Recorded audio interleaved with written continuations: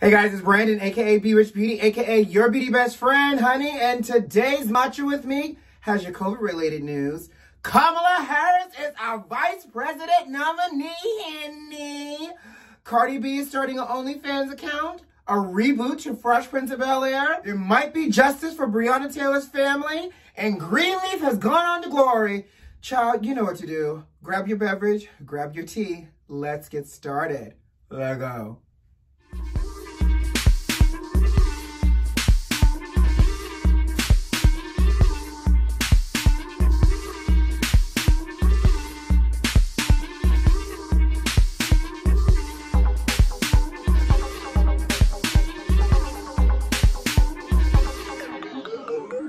So before we get started, beauty besties, I just got to keep it real with you all because yesterday I did not film. I took a complete day off from work and I had to. Child, this week has already doing too much and it's only Thursday. Monday, my face tried to snatch my beauty by exploding and being reactive from the sun. And Tuesday, baby, I wasn't feeling well. So I had to take Wednesday off. No, it's not COVID related, but I'm trying to tell you, 2020 was trying to snatch your kid. But thankfully and prayerfully, I am feeling better. I'm doing okay. And like I said, you know, this crazy part is, nowadays, if you get any type of symptoms or you don't feel, up to yourself, it's like, is this Rona? Is this the end? Is this COVID-19? Like, it's crazy. But again, not Rona, feeling so much better. But I'm going to tell you people, everybody, especially white people, listen to your body, go to a doctor, and rest when you need to rest. So I'm back for your Thursday news. And baby, let's just start with COVID-related news because, you know, it gets better and better each day. Right.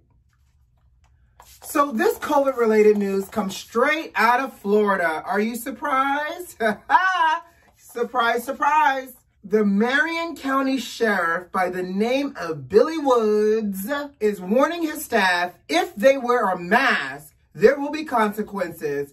In addition to that, if visitors to the station refuse to take off their mask, there will be consequences and they will not be helped and will be escorted out the building. Excuse me, sir? So what you're saying is, help me, something bad has happened to me, but I don't feel safe taking off my mask for the Rona. Because of Rona and everything else, you're not going to help me? I don't know what to do. Then he followed up by saying this is no longer up for debate or discussion, and that's on period. Okay. So he didn't really say that's on period part, but he did say it was no longer up for the discussion or debate. Honey, what in the corona logic hell is happening in Marion County, Florida? Babe, I'm telling you, Florida. Why does it always have to be Florida? And most importantly, why does it have to be law enforcement? I'm so Confucius. Yes, Confucius. Oh my God, I'm so confused. Lord Jesus. Let's move on. Come on, y'all. Let's give a round of applause. Kamala Harris has been announced as, and I know I'm a day late, but y'all know I took yesterday off, but I got to talk about it too, because I feel some kind of way as a Black American. Listen, Kamala Harris is the vice president nominee, y'all. She is on it is the Biden-Harris ticket. Now, let me tell you something real clear, and listen to me very closely, friends, family, beauty besties. This is what we needed. And before we say, but Kamala is problematic, Kamala has a track record of blah, blah, blah, let's be very, very clear. No political candidate is perfect. So the moment that we start giving these people purist test is we're already doing a disservice.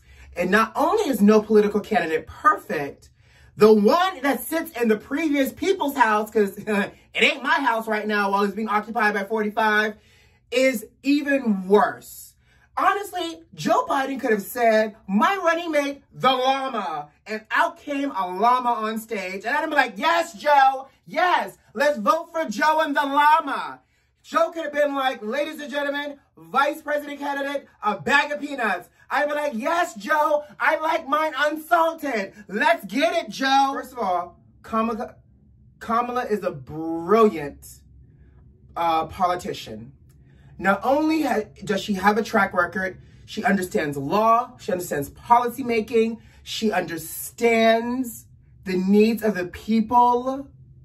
And again, she may not be perfect, but those two together are better in terms of giving hope to restoring humanity, humility, and the function of feeling like we live in a free nation than what's happening with Ringling Brothers and Barnum and Bailey up in the White House. In addition, because we're going to talk about it a little bit more, because it's important that we, especially a Black community, take the time to uplift and protect her as well. Because we know that this is not going to be an easy road. We know that the racism is about to flare its head. The misogyny, the sexism is about to roar like a lion.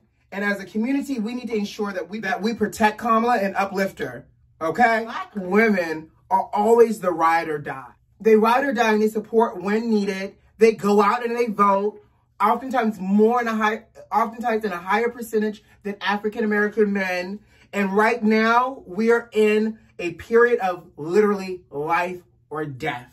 And Kamala has the ability to give us a seat at the table. We're talking about Black Lives Matter. We're talking about civil unrest. And we're talking about all of these things. There's a visibility that's happening here that gives me chills. Oh my God, I'm getting chills. That's happening. In addition to that, y'all know if we don't support, the AKA is going to come after us too. I can already hear them now ski-weed across the world. These AKAs, baby, let me tell you something. As this political race gets closer and closer and we get to these polls, come on, AKAs. Listen, my mother has already said, I can't wait for my IV box. My mom's AKA. My mother has already sent me ski-weed text messages. I'm like, girl, are you working or not? But let me tell you something. Come on, AKAs. Come on, Kamala. And if you have trouble pronouncing her name, Bakari Sellers helps us right there. Let's move on. So while we're talking about this campaign, baby, let me tell you something. This Trump campaign done gone desperate. Okay, so Herman Cain, you know, the deceased Herman Cain, the Herman Cain that caught the Rona after the Trump rally. Yeah, that man, that deceased man, sent out a whole tweet. The ghost of Herman Cain, y'all, sent out a tweet. And apparently, the ghost hasn't learned anything in the afterlife either about leaving Trump alone. But that's neither here nor there. Sent out a tweet talking about Biden's candidacy about to be nuts. Honey, if you think Biden's candidacy is nuts, what do you call what's happening in the White House right now? I don't know what y'all plan on doing, but Twitter, I'm going to tell you what you need to do, Twitter. That man is deceased, long gone, and gone on to glory. Y'all need to deactivate his account and not being able to allow anybody to use his verified checkmark blue account. Come on, y'all. Y'all, that's real low down and dirty. Y'all are tweeting from a deceased man's account. Okay? Come on. Let's do better, even in the afterlife. Oh, what's next? Oh, yes. Have y'all seen that there is a potential Fresh Prince of Bel-Air? I got a little makeup stuck right here. Sorry. Can't be looking crazy, y'all. My skin is healing. What do you guys think? Yeah. It's not starting to peel, so it's starting to get a lot uneven as well. So, but thankfully, it's getting better. Ooh, Chile. Thank you, Lemaire. Ooh, not like thank you, Lemaire, as in thank you because you sent me some free products as you didn't because these are my own. But thank you for those healing properties of that Miracle Broth child. Anyway, so Morgan Cooper did almost like a spoof of a what if of Fresh Prince of Bel-Air. And it was a little bit more of like a drama style. Will Smith saw it online and was like, you know Will Smith, he's such an entrepreneur.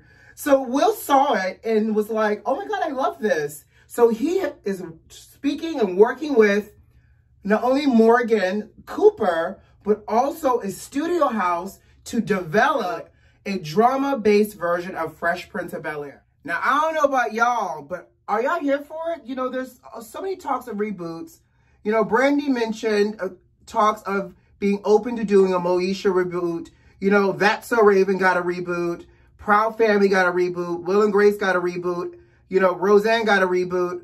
Are y'all open to a Fresh Prince of Bel-Air reboot if it's done with not the comedy, not a physical exact replica of the reboot, drama style version of it? I love the idea. I don't know about y'all, but I grew up with, ooh, child, I'm telling my age.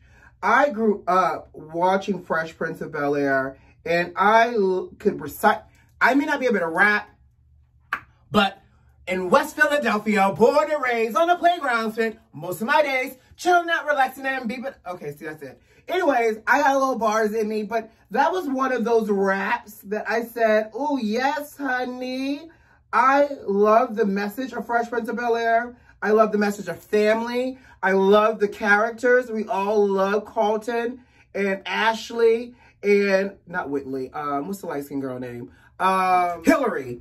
Carlton, Ashley, Hillary, Will, Jeffrey, all of that. I'm here for it. I love them. The original Aunt Viv.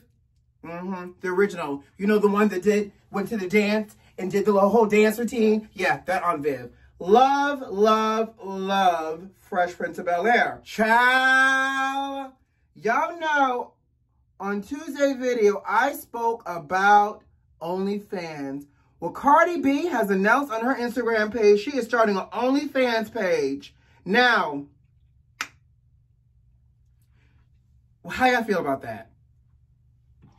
She is saying that her OnlyFans page, and by the way, OnlyFans actually has this, like, a salacious connotation now because we find that so many people are using it to expose TNA and, you know, DNA and everything else that's very intimate.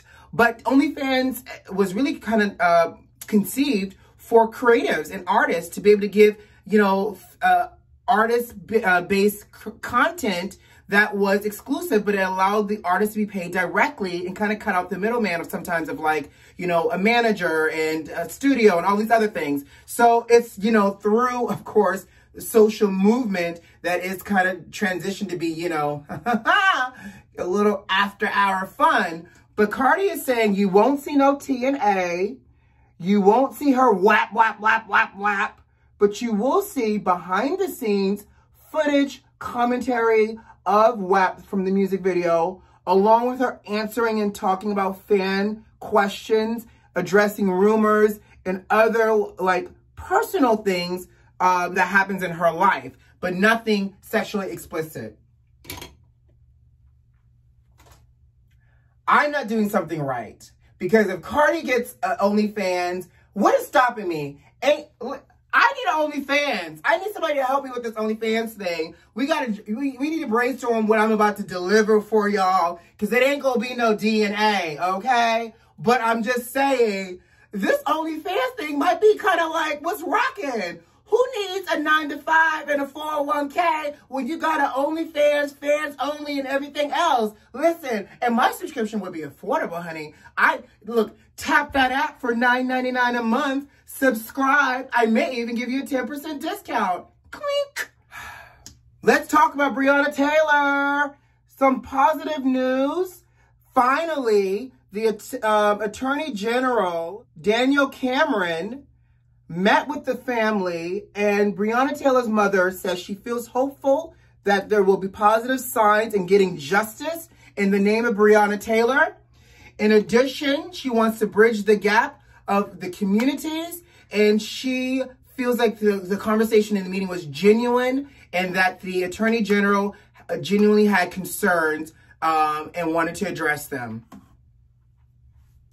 Child, I believe it when that Attorney General arrest and charge everybody else. And I'm sure it's to say that also what I need in terms of justice for Breonna Taylor is a check cut to this entire Taylor family so that generations on generations that have been impacted by this senseless trauma can at least have some semblance of a lifestyle, honey.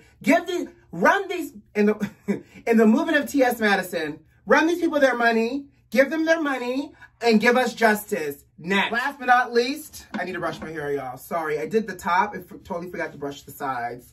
Get this part together, honey. Last but not least, Greenleaf has gone on to glory. After 5 whole seasons, the Greenleaf family had their finale episode on Tuesday, and Oprah did a post about it. I watched it. I felt some kind of way. Bishop done died on us. But what I love is the way that at times they brought it all together. And I know it probably felt a little slow at times, because it was. But I think it was so important that they tied these stories up and gave them a proper, like, ending that didn't feel overly sappy. But baby, I'm gonna tell you, I'm gonna miss me some Lady May. Let me tell you, those writers, the entire cast, the crew, production, everything was great. But those writers for Lynn Whitfield's character, Lady May, gave me my weekly reads. And I'm going to miss it. And I'm going to leave y'all with this. She said to Grace, "Thank you for sowing seeds of discord in the fields of my happiness." Because if y'all remember episode 1, when Grace pulled up, she embraced Grace with, you know, the face that doesn't move because of all the Botox, allegedly. But she acts her face off. Well, she acts her, you know, eyes and mouth off. She says, "Please tell me you're not here to sow seeds of discord in my fields of happiness." I said, oh yes, that phrase has always stuck with me. And when she thanked Grace, I got the chills. And when when those gates opened and that white light behind Grace happened and it ended, I said, thank you, O Network. Thank you, O. And thank you to the cast of Greenleaf for giving me 5 years of good old gospel drama. And I love it. So, all right, guys, let me start my day. Thank you for loving me. Thank you for listening to me. And thank you for getting ready with me for today. It's good to be back. You know what to do. Subscribe to the video. Like this video if you like this video. And leave me a comment. I'll see you tomorrow. Bye.